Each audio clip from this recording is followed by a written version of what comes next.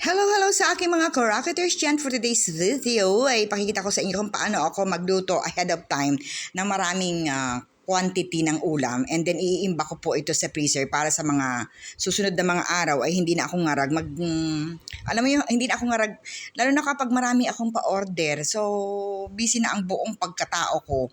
Oo, aagawan pa ako ng oras. So medyo naiisip ko na ganito na lang yung gagawin ko. Nag-iimbak ako ng mga ulam at ilalagay sa freezer para kay Walad. Kasi nga, para hindi na ako naaabala. So, ganito ang ginagawa ko. So, itong adobo ito ay niluto ko na kagabi.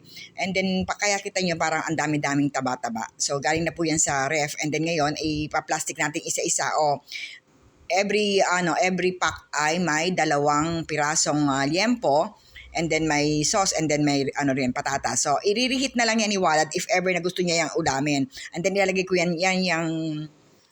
yung plastic container na yan, ilalagay ko na sa freezer. So, kuhan lang siya ng kuha kung anong gusto niyang ulamin. Kasi marami akong ganyan sa freezer. Pangaluto na, at iniimba ko na lang sa freezer talaga para mas madali. Kasi may mga time na busy ako tapos alam mo yung marami akong pa-order. Tapos ang iisipin ko kung ano pang uulamin niya. So, ito naman ay ang beef salpikaw. Ito paborito to ni Walad kasi giniling to. Basta mag-giniling, paborito niya ho yan, kahit pork giniling.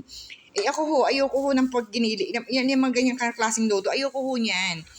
Mag-aaway lang kami pag yan ang ulam. Talagang gustong-gusto niyo lagi yan. Wala naman ako maulam. Kasi gusto ko ang isda at saka gulay. So, pero madalas naman ho kaming maggulay. Kumakain rin naman siya ng bahagya tsaka ng isda. Kung makikita mo yung mga past videos ko, past vlog ko, mas dalas po akong maggulay at mag-isda rin. So ito, gumagawa rin ako ng lumpiang Shanghai, breaded pork chop, tsaka breaded fish fillet.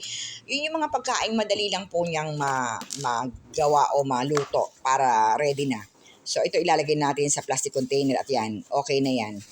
So yun lang, salamat sa panonood, and then mamaya gagawa naman ako ng tinapay para kay Walad. Naubusan lang ho ako ng yeast. Okay, salamat sa panonood, babush!